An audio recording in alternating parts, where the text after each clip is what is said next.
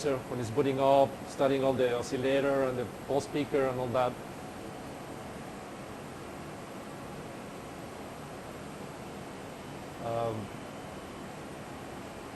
Here will tell you, allow you to select. I need to wait until it boots up. It tells you which preset you have. Preset is you set the frequency, the pulse width, the power. So you have all that preset, you select different preset. I can show you later how to create a new preset. And it will tell you how much energy is outputting, which preset is on there. This is the alternator. So if you at 100%, you have 100% of the power that you have set up here with this preset. You can lower the power if you just want to test. And down here will show you if there are errors or warnings on the laser. Right now you see an error because the door is open, so the laser is not operational, so it's showing you an error. And there are a documentation listing all the error codes. Yes, let me show you. I have a folder. If you open on your documents folder, there's a folder called manuals. There. So you have all the manuals. Here's the carbide, that's the laser manual. The other manuals are for the motion controller. So the carbide manual, at the end, it has a list of all the errors. So you see the number there. You can look for. Oops, looking for. So it has a list of all the errors here. Okay? The warnings and everything. There's a button here to reset the errors. There will be no output from the laser if there's a warning or an error. So you can reset from here. It's not going to reset because the door is open. If we close the door, then it closes the interlock, and then you can reset the error. And now the laser is operational. So the error won't go away until you reset it?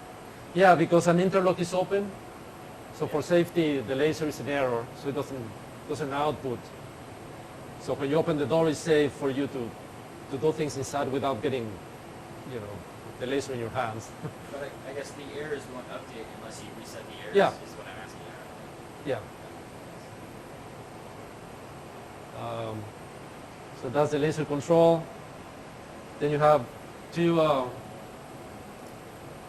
video windows. The one here is just video, so it just shows you what's happening on the machine, on the camera that is on the same path as the laser.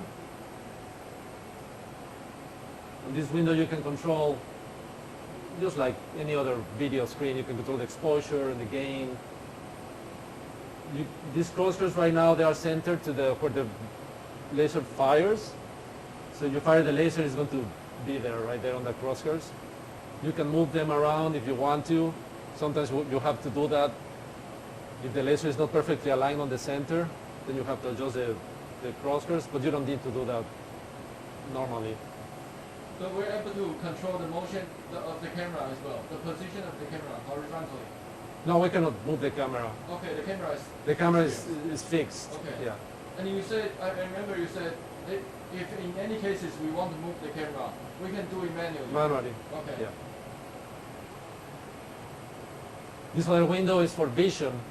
So it's the camera that is not on the path of the laser is the PR camera that is next to the laser, and we use this one for vision. I will show you later how to do the vision. The same things, you have all the controls for light, exposure, brightness, and so on. You can load a complex job and you can run it from here. I will explain that in a minute. Then, where's the mouse?